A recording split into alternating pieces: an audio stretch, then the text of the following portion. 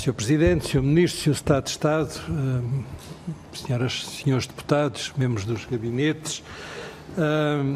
Sr. Ministro, participou na reunião dos Ministros da Defesa da União Europeia no dia 18 de maio, depois esteve na Cimeira da NATO com o Sr. Primeiro-Ministro e o Ministro dos Negócios Estrangeiros a 25 de maio e esteve no 6º Conselho Luso-Espanhol de Segurança e Defesa no dia 30 de maio. Portanto, num espaço de 2 semanas, digamos que foi uma agenda muito carregada, que nos levou, aliás, a pensar que justificaria uma audição específica dedicada às questões aqui abordadas e aos compromissos que Portugal vai assumindo neste contexto. Até porque, neste contexto de União Europeia, de NATO, de relações bilaterais, nomeadamente com a Espanha, há em tudo isto um certo sentido de urgência, de que as coisas estão a acelerar. É exatamente para isso que aponta um artigo de opinião do Presidente Juncker, que diz que estas questões têm que ser abordadas, que chegou a hora de fazer mais, é um termo que consta da Carta, e espera-se para hoje mesmo que a Comissão Europeia apresente as suas propostas para aumentar a cooperação militar. Ora, com este quadro, as interrogações são muitas e nós gostaríamos de acompanhar muito de perto esta evolução, até porque se conta que, tendo em conta os compromissos NATO, haja todo um trabalho a fazer já este ano e com execução até 2024. Portanto, há aqui a perspectiva de transformações profundas. Feita esta introdução e entrando mais nas questões que se nos põem, eu poria as seguintes ao Sr. Ministro. No Conselho de Defesa há um comunicado, como há sempre nestas reuniões da União Europeia, que diz que foram abordados os progressos realizados e as orientações para continuar. Daquilo que se percebe, e até de relatórios feitos aqui na Assembleia, nesta Comissão e na Comissão dos Assuntos Europeus e de Negócios Estrangeiros, quando se fala no próximo futuro, está-se a falar num possível reforço da resposta militar rápida, incluindo agrupamentos táticos da União Europeia, e, portanto, a minha primeira questão é se Portugal se conta envolver neste movimento. Fala-se nos caminhos a seguir para uma cooperação estruturada permanente. Cooperação estruturada permanente quer dizer que se envolverão mais aqueles que se quiserem e tiverem condições para se envolver mais.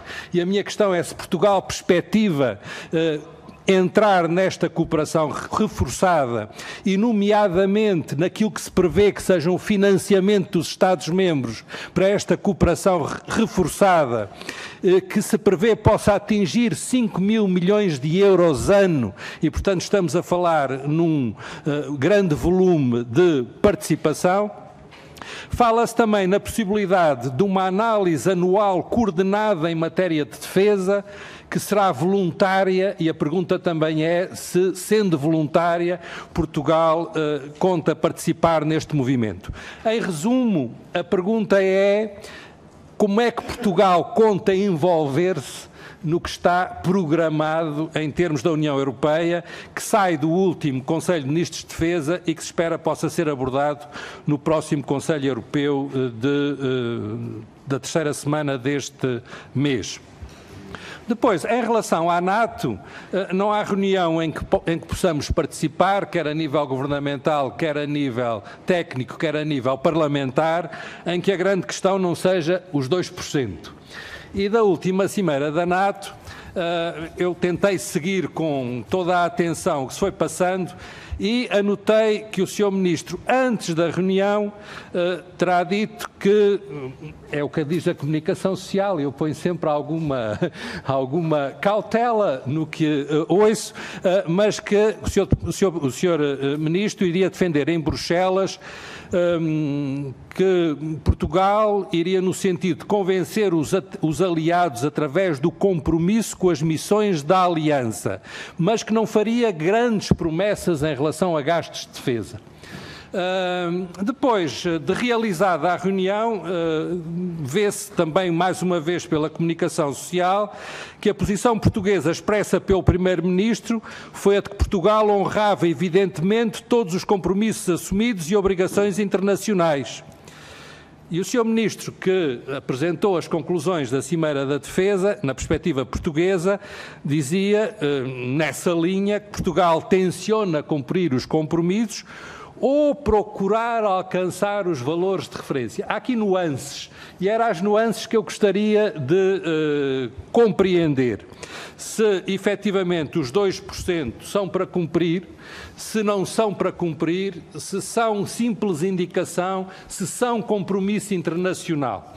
E também dessa reunião sai, ou pelo menos é a primeira vez que eu tenho nota disso, a assunção de um compromisso de cada Estado-membro de preparar um plano de ação nacional de como é que irá realizar esse objetivo de dedicar 2% do PIB à matéria de defesa.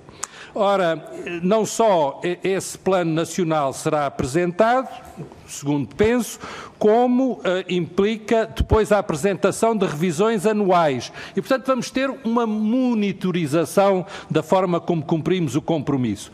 E há escolhas a fazer por Portugal, para a União Europeia e para a NATO. Isso leva-me a um terceiro plano das minhas interrogações, que eu peço que o Sr. Ministro ajude a ultrapassar, que é como é que se faz essa articulação União Europeia-NATO, nomeadamente em termos de custos.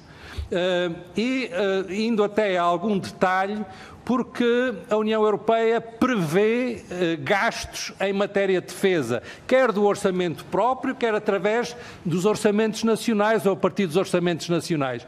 Como é que isso se articula com os 2%? Como é que a União Europeia está envolvida nisso? E, para terminar, sabe-se, e hoje é um dia importante para esse efeito, que a União Europeia despende em ajudas ao desenvolvimento 50%, mais de 50% de todas as ajudas de desenvolvimento mundiais. Bom, a ajuda ao desenvolvimento também é uma forma de interferir na distensão. Será que os nossos parceiros, nomeadamente os Estados Unidos, reforçarão o seu esforço nessa matéria? E, por último, mesmo para acabar, se o Sr. Ministro me pudesse dizer 3 coisas. Se de alguma forma os custos de Montijo de que acabámos de falar baila nisto tudo, se a lei de programação militar, em função das novas exigências da NATO em termos de participação financeira, pode sofrer ajustes muito significativos. E, por último, porque é uma pergunta muito dirigida, muito particular, se há alguma missão prevista em termos de NATO com a dimensão do Kosovo que venha a substituir aquela que assumimos até junho deste ano no Kosovo. Obrigado, Sr. Presidente.